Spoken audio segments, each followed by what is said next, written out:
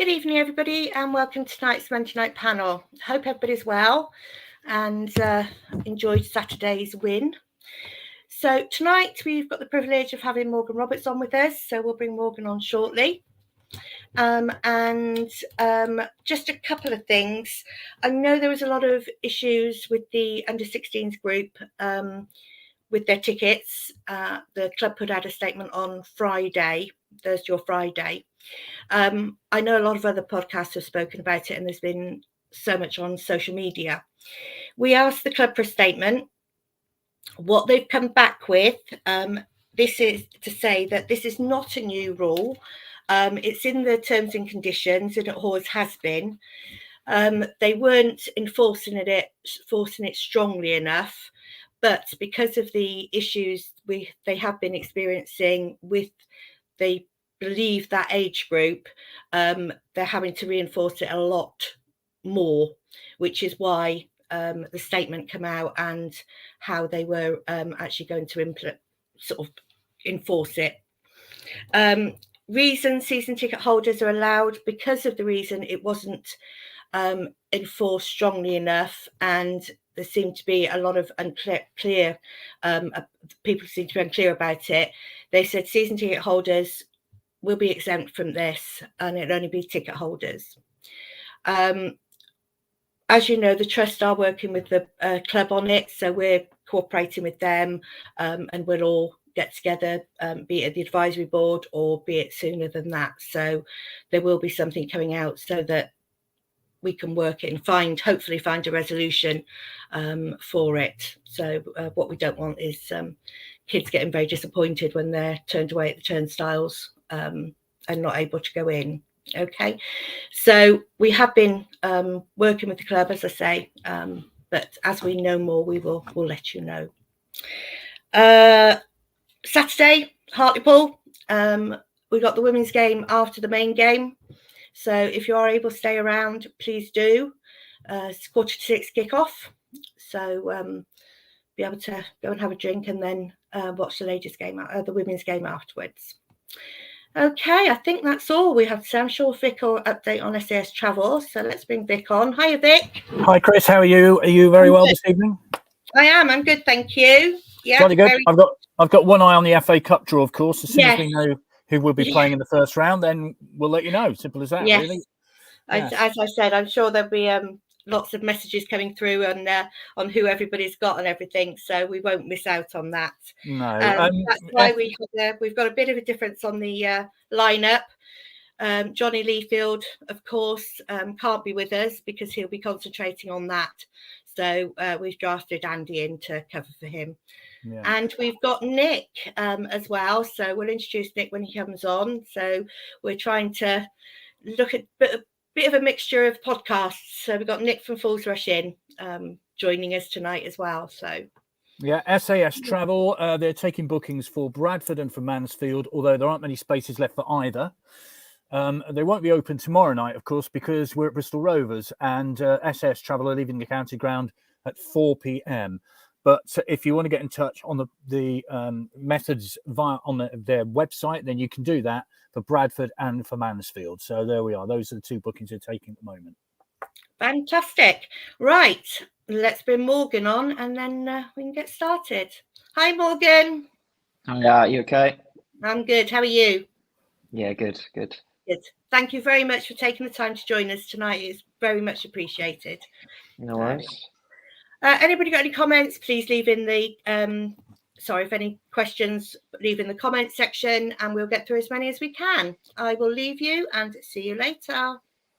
Chris, thanks very much indeed. Morgan, thank you very much indeed for joining us. Great pleasure to have you along. Anybody who saw your little cameo appearance on Saturday will have been impressed, I'm sure. Did you enjoy it? Yeah, it was good. You know, it's always good to be on the grass, probably, no matter how long it was. I think it was maybe 12 minutes, but, first little sniff and, hoping for many more. I'll ask you the question about tomorrow night and then you can knock it on the head or hit it out the park, whatever you want to do. But are you involved tomorrow evening? I will be involved. Starting or not, I'm not sure, but I'll be travelling and I'll be there, yeah.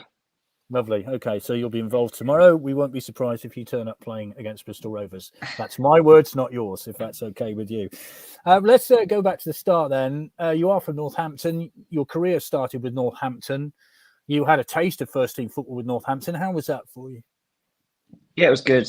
I've grown up here, so playing for my hometown club since 9 or 10, I think it was. So to sort of go up through the ranks and get a pro contract and make your debut and play multiple games is a bit of a dream to come true, really, to play for your boyhood club.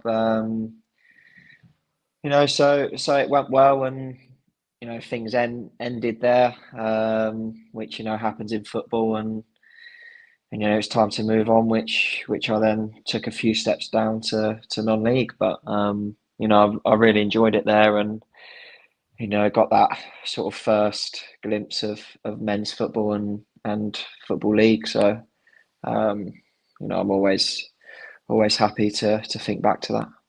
Yeah, a question. A comment from Sean and a question. Hi, Morgan. Who would you like in the cup draw? I wonder who that might be. Yeah, I wonder. Obviously they got a result of the county ground a couple of weeks ago, but you'd quite fancy Northampton, wouldn't you, if you had a chance? Yeah, I wouldn't mind them again. I know we have them end of December, I think, at home, so be good to get them again. But other than that, I wouldn't mind, really. I think I'll back ourselves to go anywhere and win. But anything can happen in the FA Cup, and I think that's what's so exciting about it. I know you weren't at the club last season, but I've no doubt that you would have noticed Swindon's game against Man City last year and how that, the excitement that it brought to it, and that's what it can do for a club for the lower leagues, can't it? Yeah, exactly.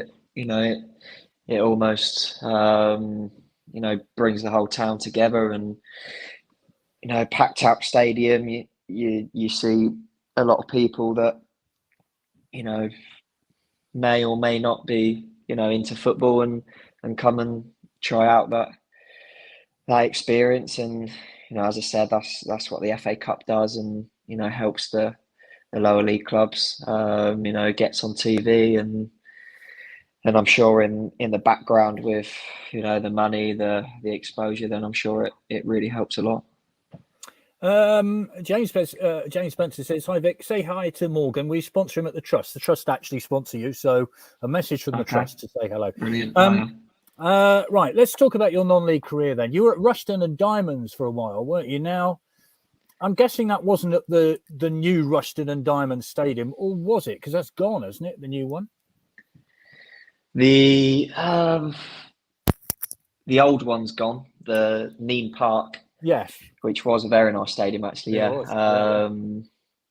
No, not there. So that was, what would that have been? Maybe 4 years ago. 3 years ago, maybe. So that was my first loan out from Northampton. Sort of first little taste of, moving clubs, playing with new players, men's football, non-league. So yeah, that was good to get out. Wanting to play games at that age. I think I may have just turned 18, might have been just before that. So it's a good experience for any young lad to go out and play there. Yeah, I was there for a month, I think, and then straight after that had a loan spell to Banbury. Yeah, so, Banbury. Kind of where you made your name a bit, but how determined were you to get into full-time football? Because I'm guessing once you've had a taste of it and you believe in your own ability, which I'm sure you do, was it always an ambition to get back into it? Yeah, for me, it was always the aim to get back up. I think the whole point in going to Banbury was I knew the manager there. My brother was there at the time as well, and I knew that they played some nice football, and I just wanted to go and play, really. I think I sort of had a year maybe the end half of the year. In my last 12 months at Northampton, I wasn't playing as much as I'd have liked. So when I left, I just wanted to go and play, and at a team that's familiar, but at the same time had that sort of ambition to get higher themselves as well. So looking back at it, it was probably a really good decision I made. I didn't quite know it might have worked this well for me, but yeah, that was always the ambition for me to get back up after I've had that first taste. Yeah, because you won a championship as well with Banbury as well, didn't you? So you had a taste of winning a league, which is always a good thing, I'm guessing. Yeah, it's we had a really good changing room actually. There's a lot of young lads similar to me actually that came out the game and have the similar ideas to get back in, but that brings that sort of hunger, that winning mentality, even at that level, maybe 3 leagues below, we won, obviously got promoted, but whatever level you're sort of winning trophies at, you hope to bring that to wherever you go next. Paul says, I've got another one from Steve here. What's your favourite biscuit? Do you want to quickly answer that? Favourite biscuit? You got one? Tough question. Yeah, it might be a bit of a debate, but whether Jaffa cake is a biscuit or cake. But don't start that. Listen, I live in Devon. Jam or cream first on a scone is bad enough. Don't start the Jaffa cake debate. Right, Paul says, playing wide in a front three, would Morgan rather be on the left looking to cross on his strongest foot or on the right cutting inside and shooting? I'd like to see more crosses. What are your thoughts on that? I don't mind playing, in all three really. I played even in the central role at Banbury a few times. But personally, I prefer to play on the right. Feel a bit more comfortable there. Played there for longer. So yeah, that would be my preference. But, I feel like I can do either really. What Scott Lindsay said to you about your role? I mean, obviously, I think it's fair to say you're there as a development player. Is that fair to say? What has he said to you about what he wants you to do? What for sort of my development role? Yeah, what role would he like you to play in the team? So we've had multiple chats. He sees me as maybe any of those front three, but preferably on the right, which I think suits me anyway, because that would be my preference. But I think as an attacking player, it's always nice for someone to be able to be flexible and play multiple roles, which I did on Saturday, coming on the left. So hopefully that works in my favour. But predominantly, you might see me more on the right hand side.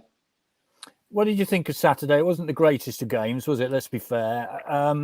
But it was a win. That was the important thing, wasn't it? Yeah, definitely. I think in these lower leagues, League One, League Two, it's results can go either way. You can get some strange ones at times, but I think 3 points is at the end of the day the most important. But at the same time, you still want them good performances. But yeah, as you said, 3 points, and hopefully the games can get better as a fan's perspective. Yeah. Dan says, can you ask Morgan what's it been like for him since joining the club? Because there is that step up again from non-league, isn't there? And you kind of was it a big jump? But you know what it's been like at the professional level, so you kind of had a taste of that. But what's it been like since you've been there? Yeah, as you said, I've had a taste, so it's always sort of locked in the memory to what it's going to be like. But the biggest thing I'd probably train maybe once, sometimes twice a week at Banbury. So that's a big difference to go into every day.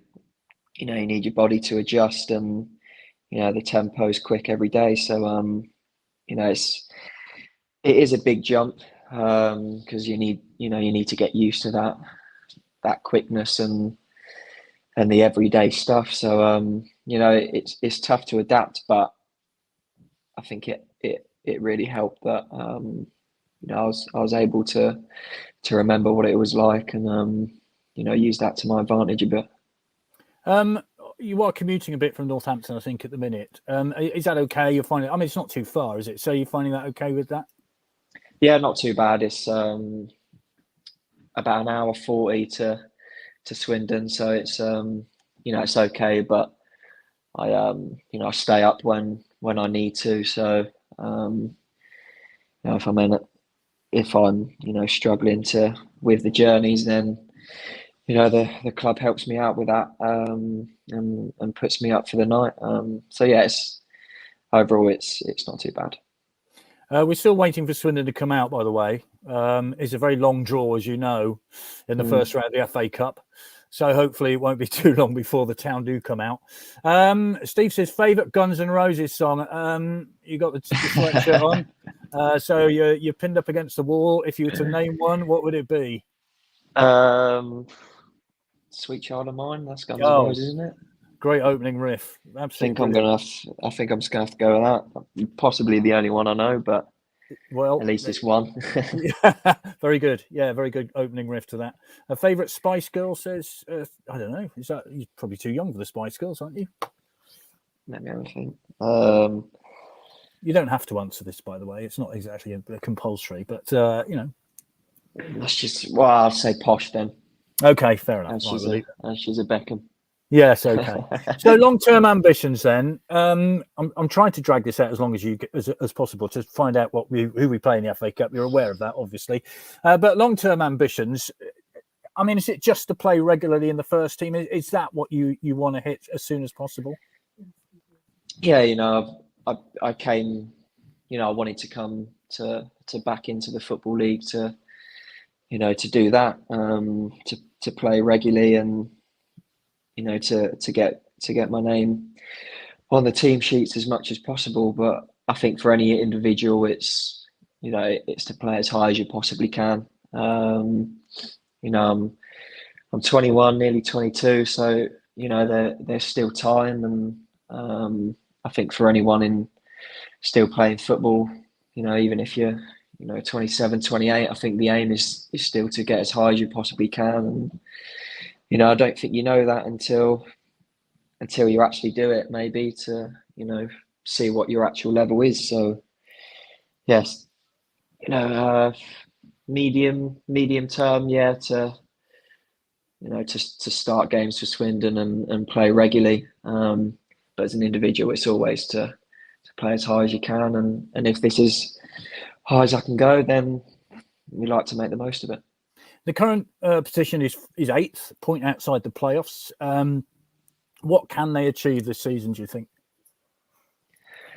I think anything we set our minds to, really. I think the aim is always to get promotion, especially with a big club like Swindon and the players we have. So that's definitely a target for us to get that promotion within the group. I think we speak about that most days, and really as players we really want that to happen.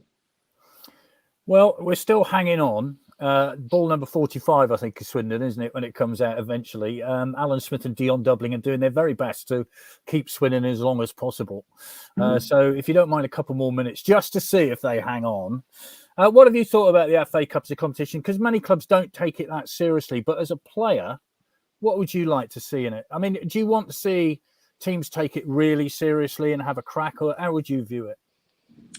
I think it's obviously you'd like to see that with maybe the bigger teams bringing some big players to maybe lower leagues, but you've seen that with Man City last year that they did that, and that's what you want to see. But for me, I had an experience last year and with Banbury getting to the first round, and we had Barrow. So I think for the really low teams like the Conference North, and below that, it might help in their favour when, sort of League One, League Two teams play a weaker side, because it gives them a bit more of an opportunity. But I think it's still going really well, and I think everyone gets excited for the FA Cup, no matter what league you're in. They do, yeah, definitely. I mean, as supporters, the likes of seeing De Bruyne and Gundogan and people like that at the county ground is fantastic. And, that Harry McCurdy goal last season will live in the memory for a long, long time. So, it does bring that level of excitement at packed county ground. And attendances, they've stuck up pretty well, haven't they? 8,000 to 9,000. So playing in front of a crowd like that every week is pretty good for a player, isn't it? Yeah, definitely, yeah. It's a bit different to what I had last year, but yeah, it's you try not to think about it in the moment, but afterwards, beforehand, when you have that sort of support, hopefully it's all positive, and it really helps. And I'm sure fans notice that the sort of sway in football when it's in our favour and the fans are getting behind us, it can change football games. Well, I can tell you that Sunderland will be away in the first round of the FA Cup at a team they've already played this season and drawn one each against, Stockport County. What's your reaction to that? Oh, really? Okay. Oh, I've never been there personally, so yeah, Stockport. Have they struggled at the start, didn't they? Yeah, they did. There was first few games. Where are they now? We had a player sent off, obviously, and they equalised against us when we had 10 men. So, they came back strongly in that 1-1 draw in a game which we really controlled. So, it's an away tie in the FA Cup. You can never tell. But, as a player, would you be excited by that? How would you feel about it? Yeah, definitely. I get excited by most games, and even though it's a League Two clash, it's it's the FA Cup, and there is always a different feel to FA Cup games, even when it is a same league clash. So yeah, excited, and we're always gonna want to go and win that like any other game. Well, they're 16th at the minute in League Two. They've got 12 points. So there we go. Well, Morgan, that was brilliant. We kept it going until we found out that we play Stockport away. So we appreciate your time. Thank you very much indeed. Go off and have a Jaffa cake and listen to Guns N' Roses, and that'll be fine. Lovely. Thank you very much.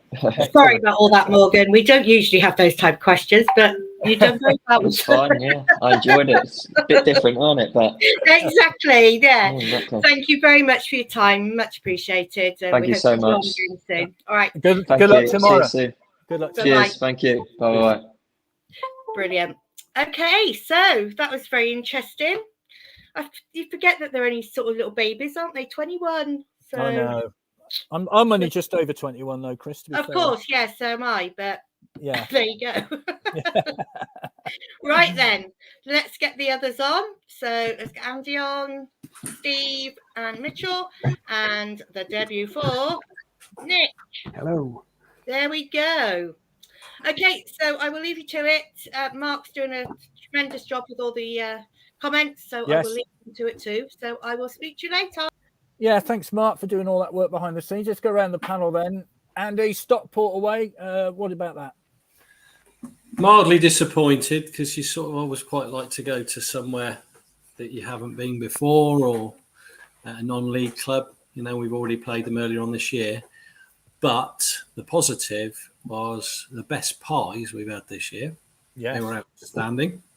And the stewards. Jamie Newton has made that point. He says, has he? Yeah. They were outstanding. And I have to say, the whole experience, apart from the actual game, the stewards and just the general welcome there was outstanding. It's a nice ground, isn't it? It's a very nice ground. They've done it up together. It is. But the one thing I would say, the one thing we needed again was a trip up north, because we haven't got many of them this season. Yeah. Personally, it's fine for me because it's a little jaunt from where I'm going to be in the morning, so that's good.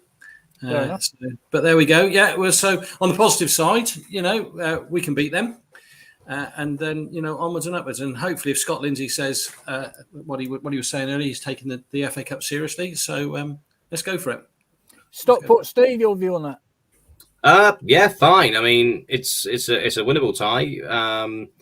We got a draw up there, didn't we, earlier on the season? As you were saying to Morgan, we were down to 10 men at the time. But no, we can go there. We can win. They've not really set the league alight this season like many people thought they were going to. So no, if as Scott, as Andy said, alluded to, he wants to take the FA Cup seriously. Let's do it then. Let's take it seriously. Let's try and get to the promised land of the third round again. So no, yes. You've got it. No matter who you get and what you get, you to get through those rounds, you've got to play these teams. So yeah, it's another game to look forward to.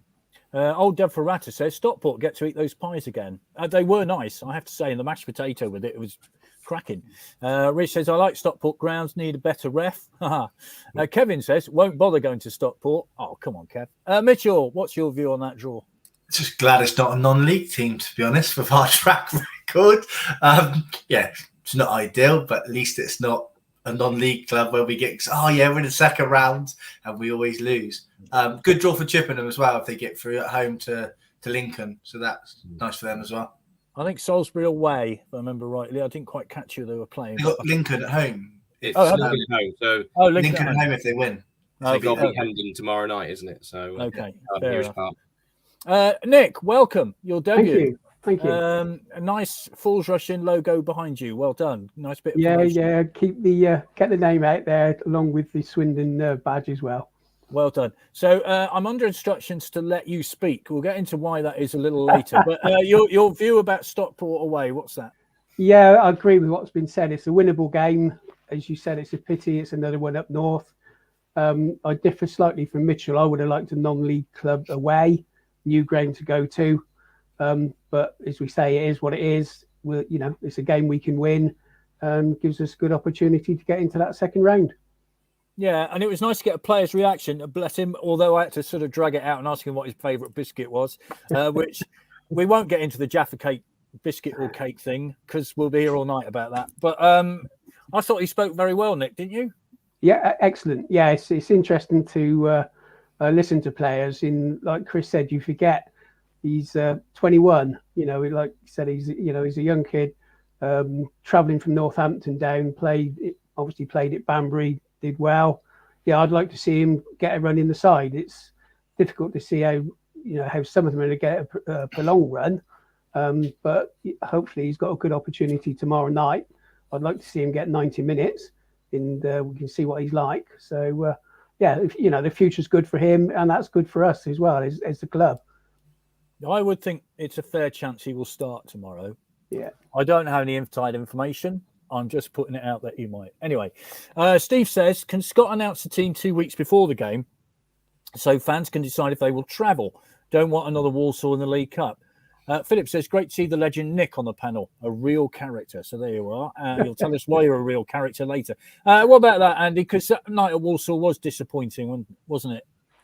Yes, unfortunately, I missed that one because of COVID. But of course you did. Sorry. Yes. Yeah. But however, those that went, just saying how disappointed it was about the side that he put out. Let's hope that he doesn't do that for Stockport.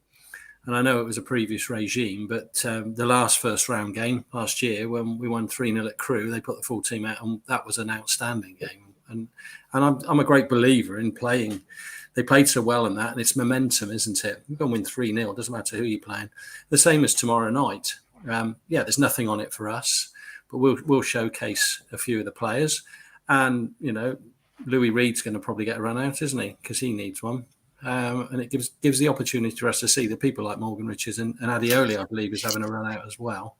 So looking forward to it. And those of you who went the last time we played Rovers up there, there was a certain Kane Woolery who scored an absolute wonder goal. He did. Yeah, it was an incredible goal. Absolutely. And then he went on to even better things, didn't he? North somewhere. Yes. Right. FA Cup, I'm sure we'll field a strong team, and I'll be going. Love the FA Cup, and Town need a strong following. What's the shirt, by the way, Andy?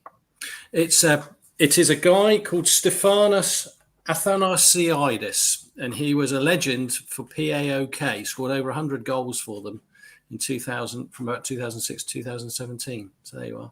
PAOK from Thessalonica. Say that. Let's have a look then. Yeah, I'll stand up. There you are. It's all, and he's even got his name on the back. And he had a German connection. It was called Klaus. So there you are. Fair enough. Well, that's very good. Yeah. Much appreciated for that. Right, let's get into the questions that I've already had. This is from Chris. Hi, Chris. I think Ricky Aguilar is being used like Scott Twine sparingly. I think he's a great prospect, as I thought Scott was. Views, please. Steve, I'll kick off with you on that one. Ricky Aguilar, I thought he did all right when he came on Saturday. He brightened the place up a bit, didn't he?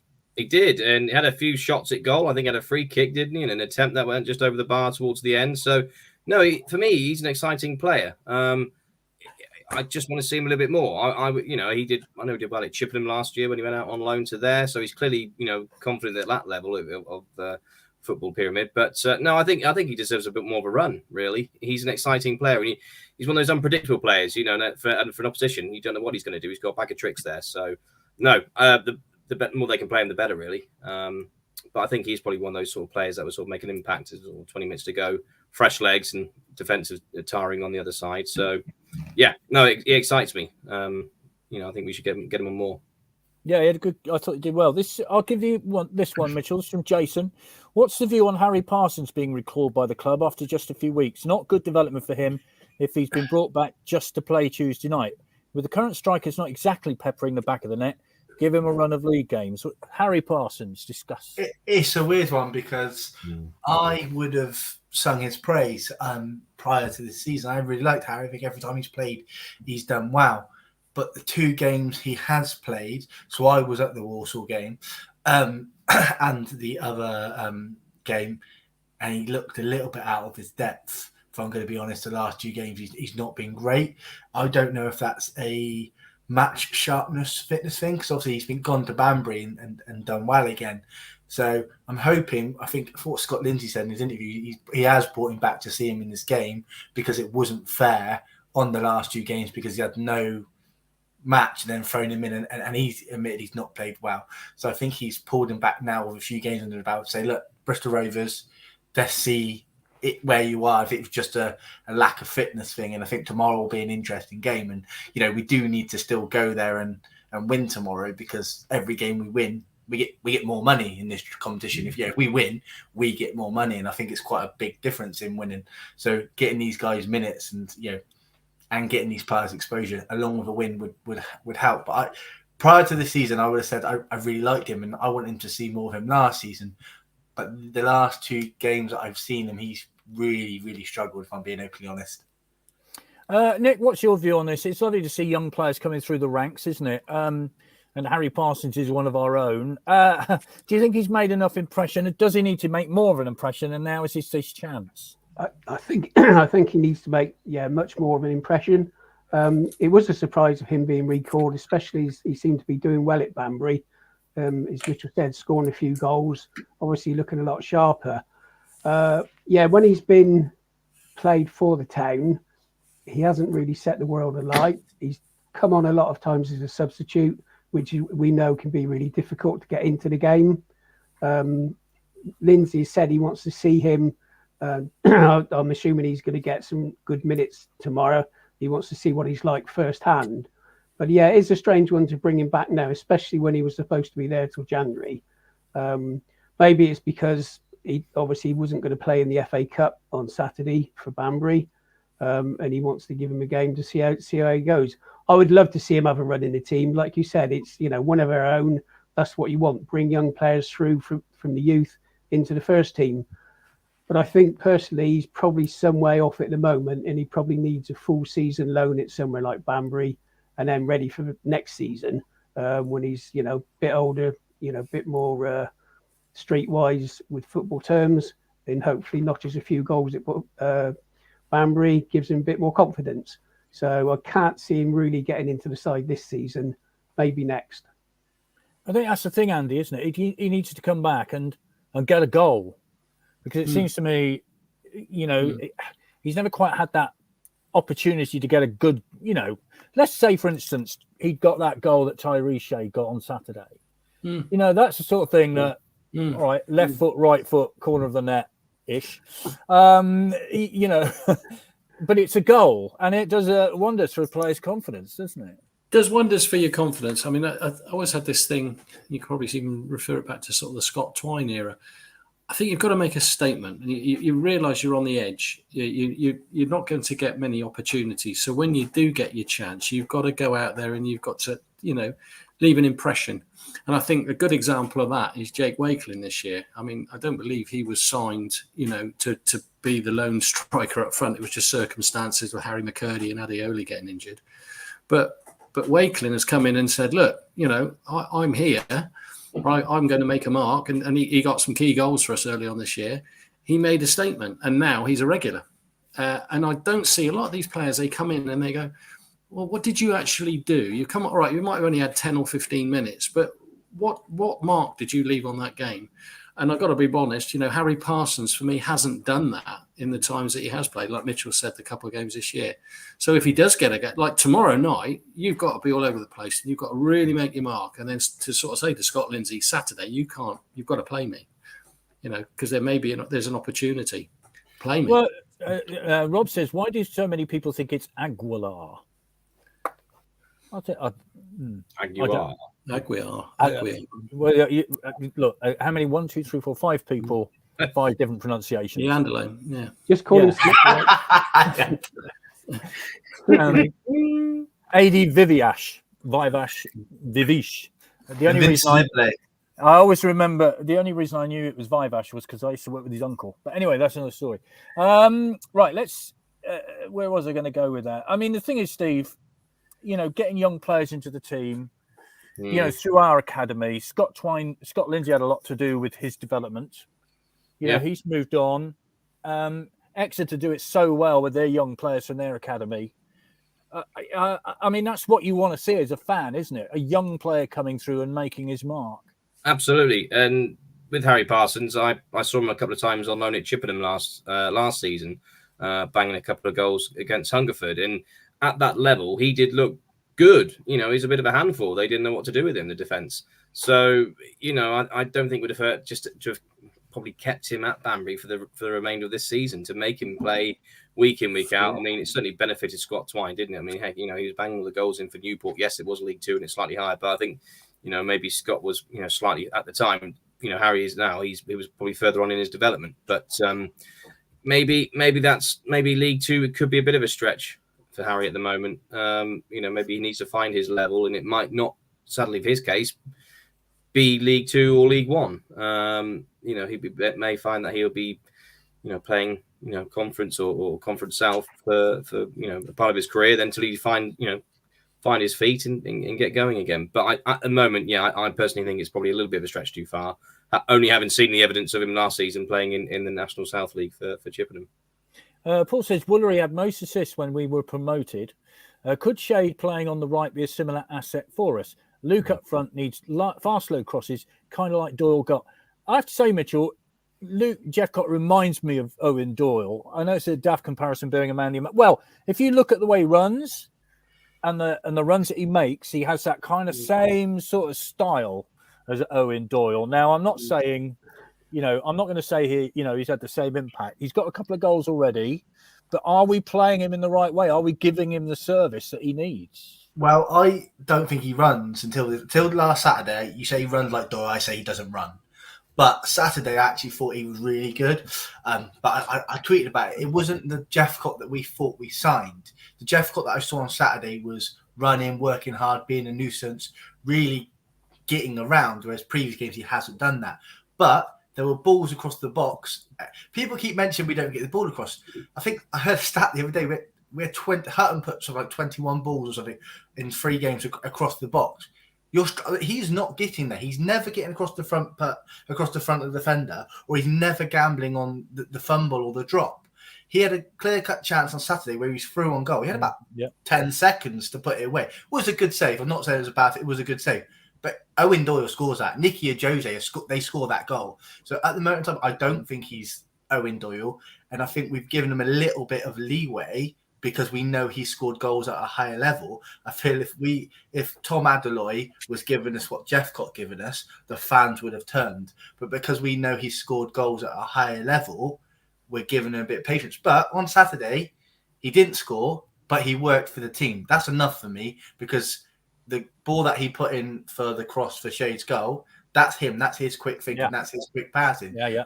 He isn't scoring the goals, but he's making himself. He's doing something for the team. I can take that as long as the team score. But prior to Saturday, I didn't see him do anything for the team. I see a lot of people saying, he needs to be in two strikers. I don't think we're going to be playing two strikers. Where do you put Johnny Williams? If you do two strikers, do you put him behind? If you do, there's too many things. I don't see him as a Doyle. I think we're all optimistic he's a Doyle, but unless something changes, he's not going to be. And I think we put enough balls in the box. There might be questionable deliveries at time, but I think we put enough balls in the box I think Doyle would score in this team. I think he'd score a few. I think Nicky Jose would score in this team. Let's just give him a bit of slack and say he didn't play many games for Plymouth before he came. I think he had 2 run-outs before he came to Swindon. So, maybe his fitness, he's now catching up on his fitness. So that might be a factor. Steve says, I think that Shade's miss hit saved Scott's job. Colchester game was dire and large, except first 10 minutes. High tempo, switching from wing to wing. Also, how many corners? Surely one should have hit the back of the net. We were counting the corners, Nick. We had a lot, didn't we? Is that a bit strong, saying save Scott's job? Oh, yeah, that's a ridiculous statement to make. I think Scott Lindsay is doing really, really well. He's not afraid to make decisions. How many people would think Reid would have missed the last 2 games? He was nailed in first on the team sheet, and he hadn't been playing well this season, not like the Reid we had last season. So, Scott Lindsay's making decisions. He's obviously not going to get everything 100% right, but to say that it's saved his job, no, not at all. I think the problem Saturday was there was only one team out there who wanted to play. They had 4 back 4 and 5 across the middle, and they were just happy to sit there, let us do what we do well, play a nice, pretty football. But again, we're doing that basically in our own half and around the halfway line. And we're not getting that decisive, quick movement, wing, ball in, like you say, Jepcott on the end of it. That's what we want to see. And we're not getting that at the moment. It's not quite there. So I think it will come. And Jepcott's an interesting one because seeing comments from Plymouth fans saying, don't expect him to do any running because he won't, because he sits in the 6-yard box waiting for a pass and waiting to, nick a goal. Whether he's been told to do something different because we don't play with 2 up front, and as Mitch said, he worked his guts out on Saturday and did really well. So looks like he's possibly being played to or asked to play differently. Whether it's going to suit him longer term, I'm not quite sure.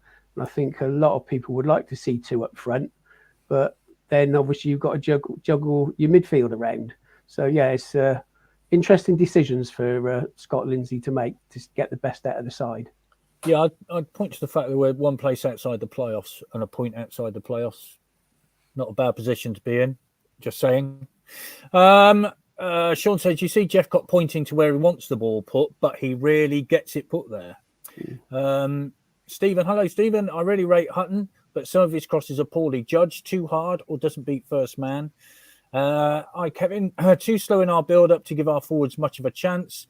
Completely agree on the point made, reference Adeloy.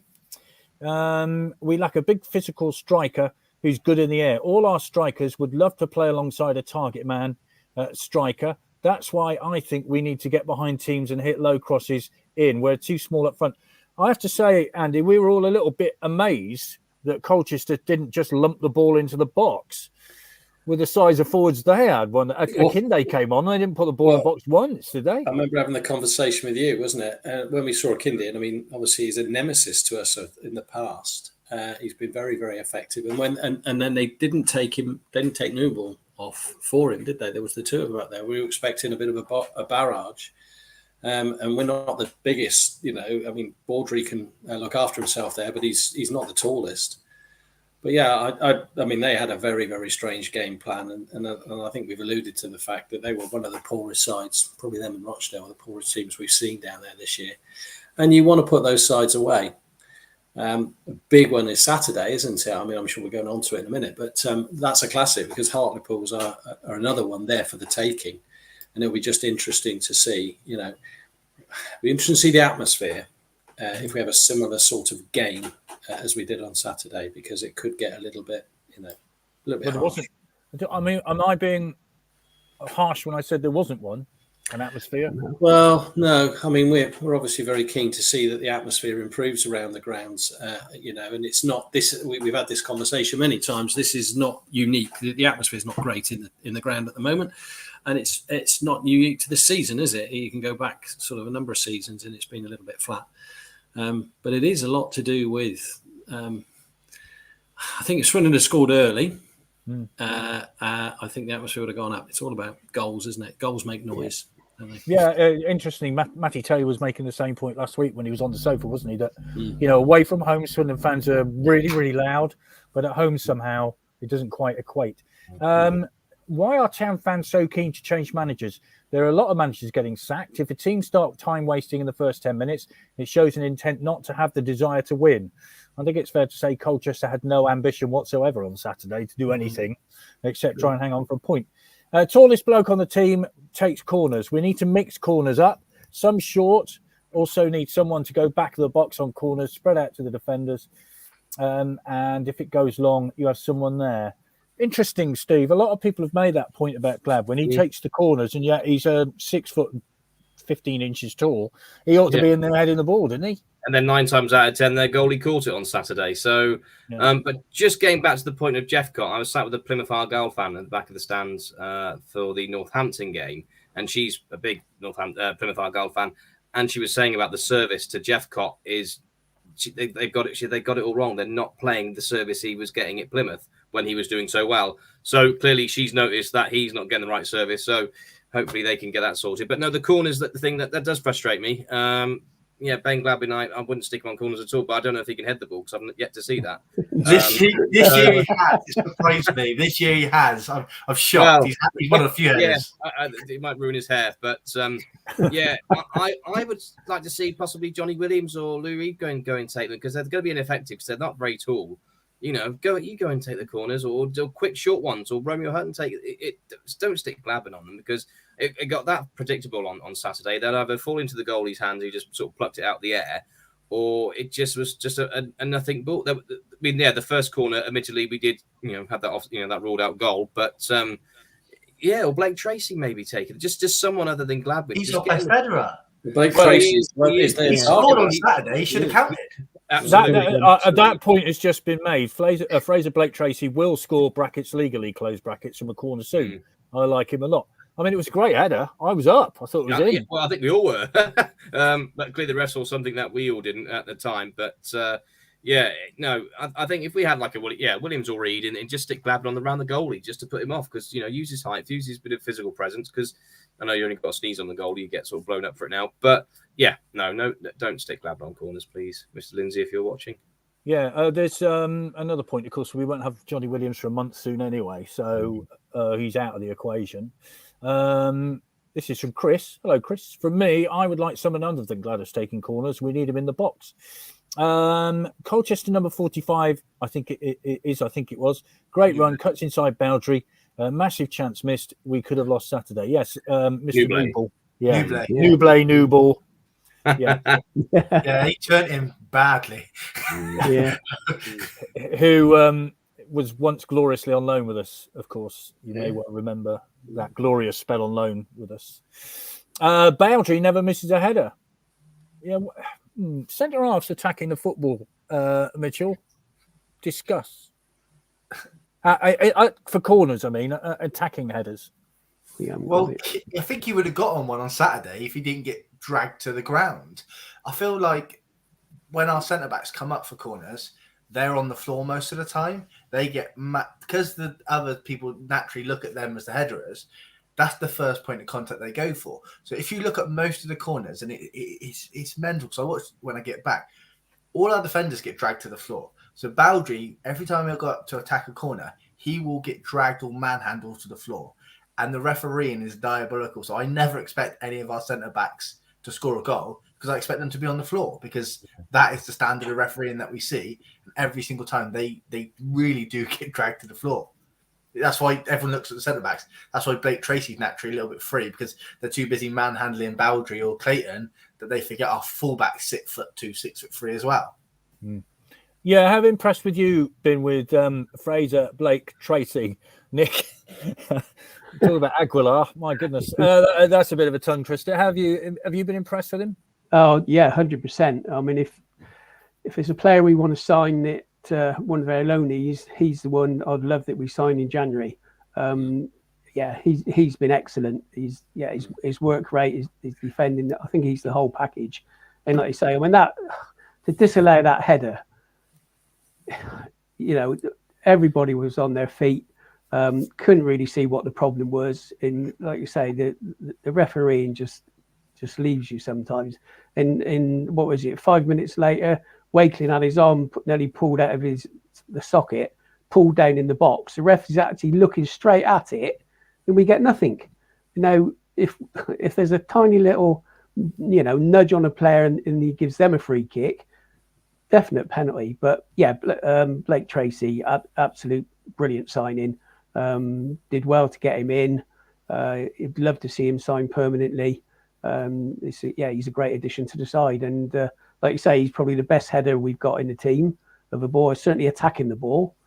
He doesn't miss anything. So yeah, great signing. So love to see him sign permanent. On radio commentary, Vic, you must have said at a corner, "Here come the big boys from the back." I don't think I ever used the phrase "big boys," but I might have done. From the back coming up, do they exist now? Well, you know, they're good at headers, aren't they? And you would think, we all love seeing a centre back come up and thump one in the back of the net. Sean Taylor, absolutely. I mean, we love it, and you know, that header on Saturday actually was not just a very good header. It was a very well directed. It was a great header. Yeah, I mean, I thought it was terrific. Yeah, it was. Kevin says, has Williams been named in the Welsh squad? I haven't actually seen it announced yet. I don't think the squads are out yet, are they? No, they're not out yet. No. So we don't know. He may be available. He may not. The club keeps asking for the fans to get behind the team. Same thing happened last year. It took Harry McCurdy to interact with the Don Rodgers. Players need to take responsibility to get the fans to support them. Scott Lindsay pumping the air at the end of the match isn't enough. Although we all enjoyed his celebration, I think, when he did an impression of the dying fly after the goal went in. I don't know if you all saw that when he fell over, and it was quite amusing. Williams and Wakeling play too wide, in my opinion. Can't support Jeffcoat or have a proper impact. The ref penalised us for that goal. Yeah, as you said, centre-backs are always flawed on corners, no free kick. Claire says we seem to need several chances before we actually score, when the opposition get one chance and score from it.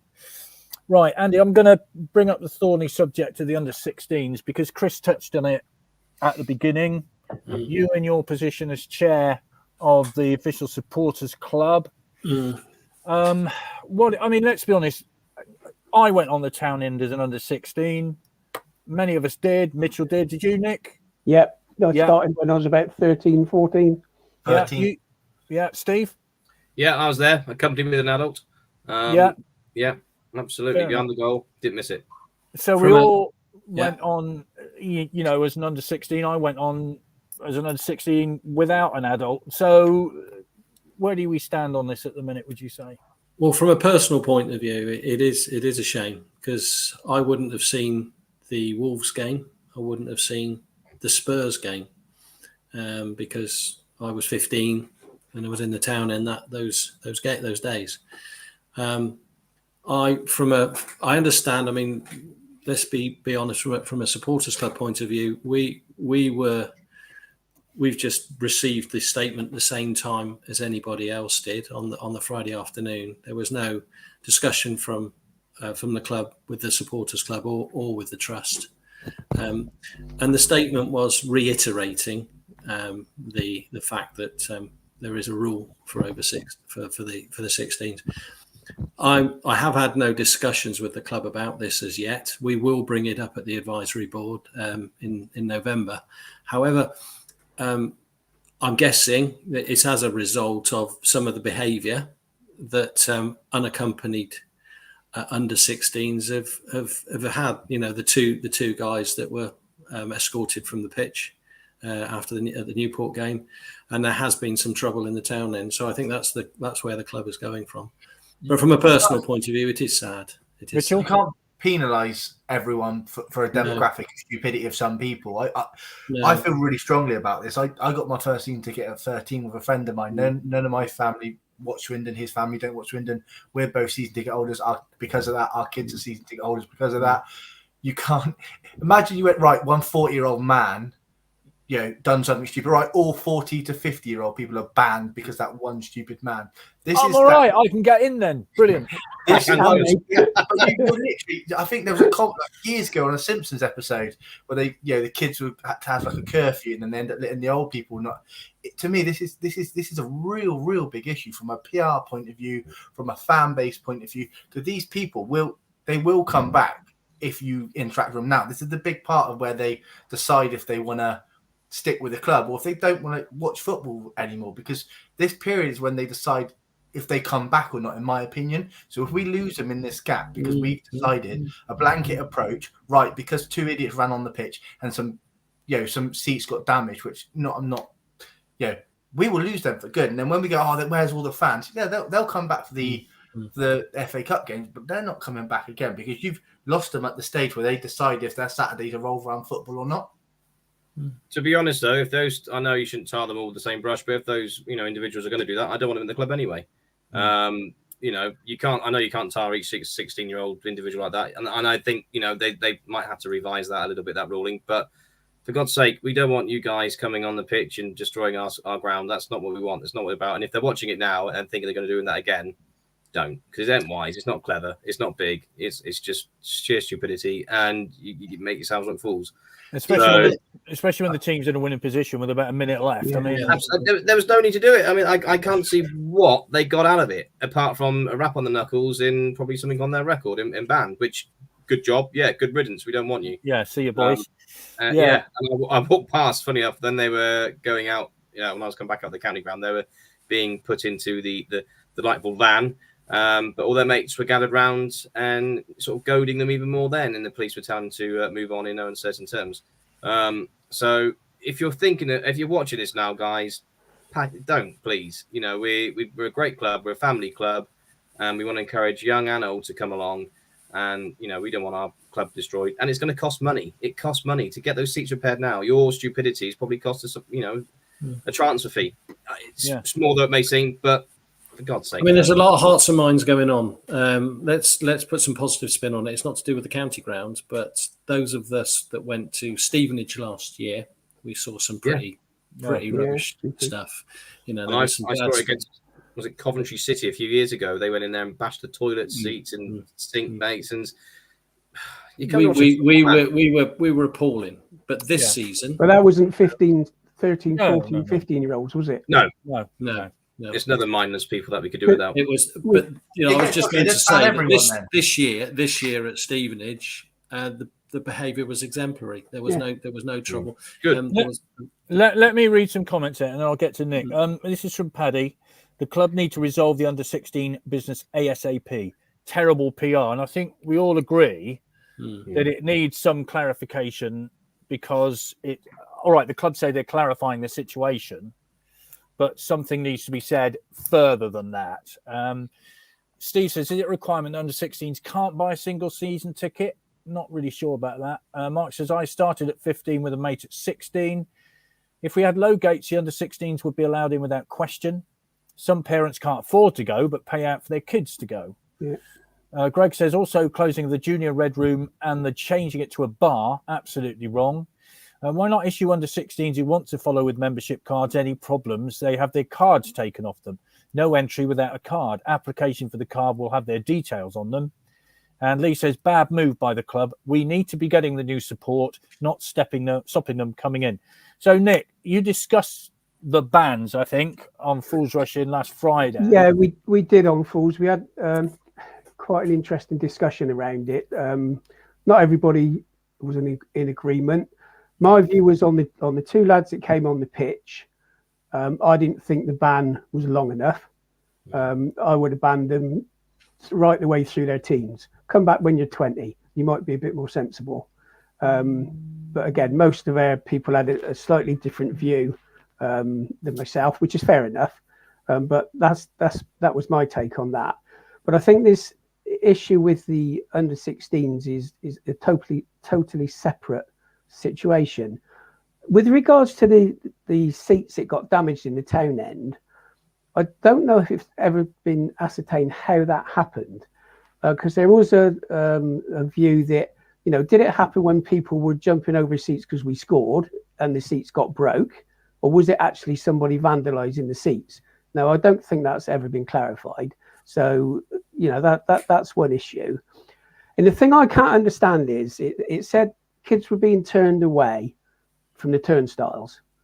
Now, you don't go to the turnstiles unless you've bought a ticket, because you don't pay at the turnstile. No. So you wouldn't wander up there without a ticket. So if the club have sold those kids a ticket, they would expect to get in. And you can't sell a ticket on one hand and then get to the turnstile and say, oh no, you're 15, we're not letting you in. So you know, there's a massive disconnect there between either the club who are selling tickets and the stewards who are not briefed and are taking, you know, things to extreme.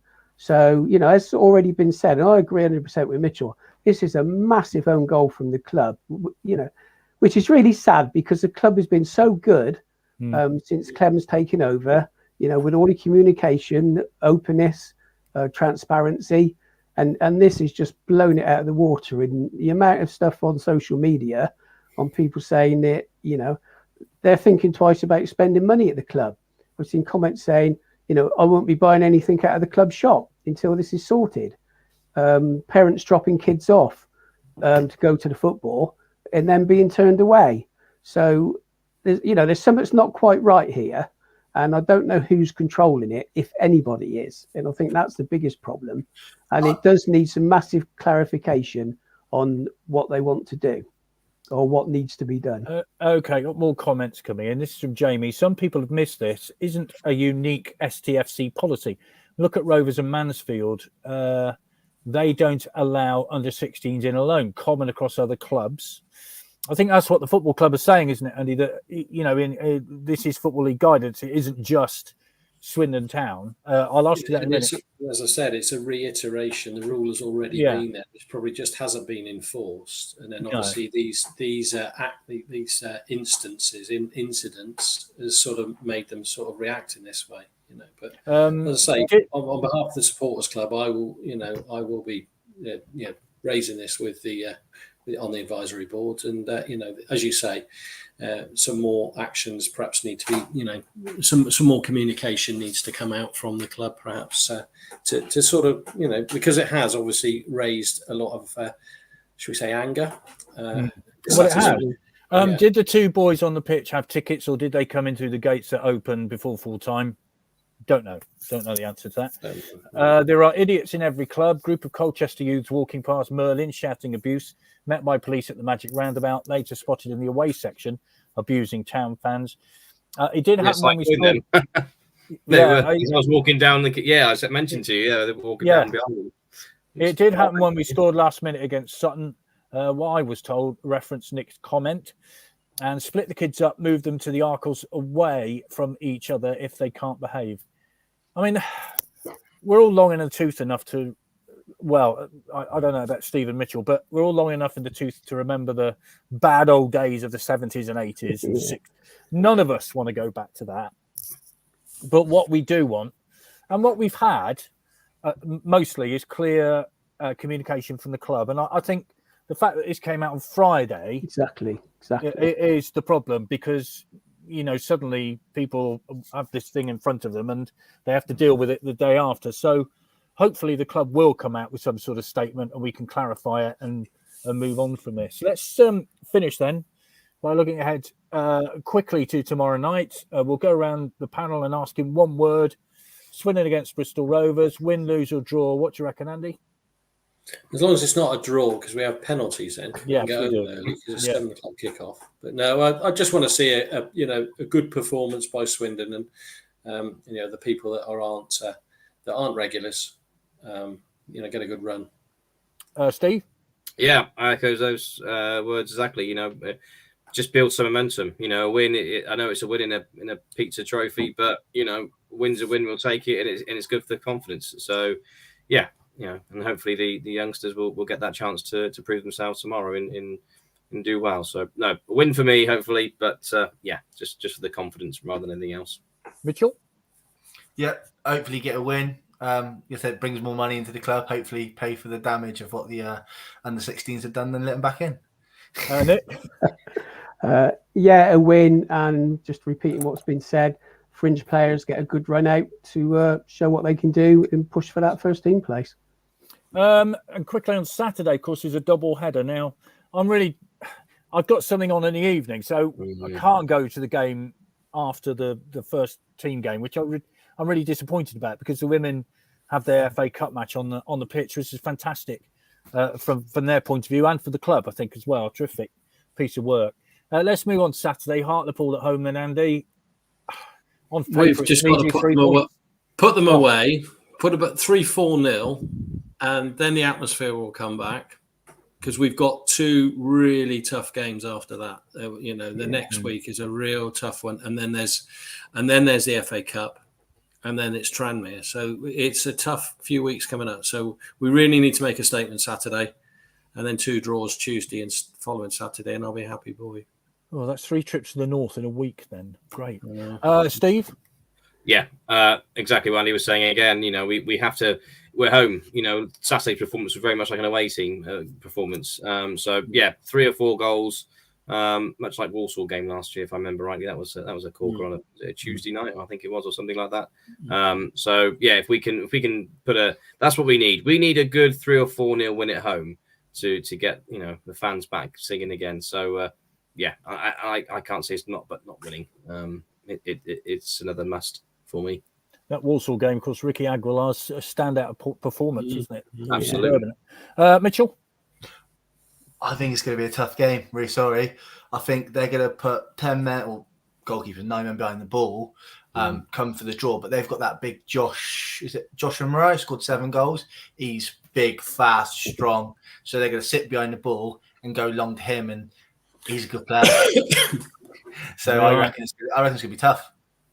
They've just had Keith Curl as well, isn't he? He's their boss, so he's sort of turning around a little bit there, hasn't he? A bit, but I think they're going to sit behind the ball, leave big guy up front, and he's fast and strong, and I think it's going to be a tough day for Bowdry and Tom Clayton, and everyone else got to break down everyone else who sits behind the ball.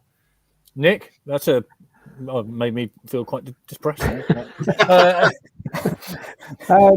I think it's going to be the same story as Saturday. Like Mitchell said, I agree with him. They're probably going to put 9 men behind the ball. They're going to be playing for the draw. We need the early goal. When we get an early goal, we can then relax. We can then play our football in the right areas of the pitch, and not in non-dangerous areas. It's another must-win. Like you say, we've got 2 massively tough games after that, and early goal will be okay. Looking forward to lots of long coach journeys in the next month. Really. Sean said they both did come from the corner where the exit is. James says, if you look at the damage and cost of this, something needed to change, but it's a balancing act. I think the context on why the club did this is needed so fans can understand more. It's a tough one. Why does it take an hour to start the ladies' match? Too long to wait. Expect fans to move to Arkles. Hartlepool Saturday. Are they going to come out and really want to play football? We'll see. And yes, it was on multiple occasions. Costs are running into thousands. Thank you very much indeed. Thank you very much indeed to all of us. Fools Rushing is on in 51 minutes. I think, is that right? To be precise. Yeah, and tomorrow, yes, this man is live and on the sofa. This man here. The book arrived for me on Saturday, so I've got a lot of reading to do overnight and tomorrow. So, I'm off in a minute to do that. So anyway. So as Vic said, tomorrow morning we've got Danny Wilson on. We know it's early, so a lot of people won't be able to listen to it live. 11 o'clock tomorrow morning, but of course it will be recorded, so you can catch up to it with it when you can. Okay. Just one thing. Kevin brought a good question up about the under-16s. Is it a safeguarding issue that they have to have somebody in the ground with them? I don't know, but it's a point that with all the legislation and everything now, that might come into it as well. So It's a good point. So yes, so tomorrow morning we got our live stream at 11 with Danny Wilson. Next week we've got another panel after the Hartlepool game and the women's afterwards. So we will see you then. As always, if anybody has any questions, please put them into our email address, admin@stfc-osc.com. And it can either go to the advisory board or we can answer if we can. So keep doing that for us. And we will see you we will see you tomorrow morning. Yes, tomorrow morning. So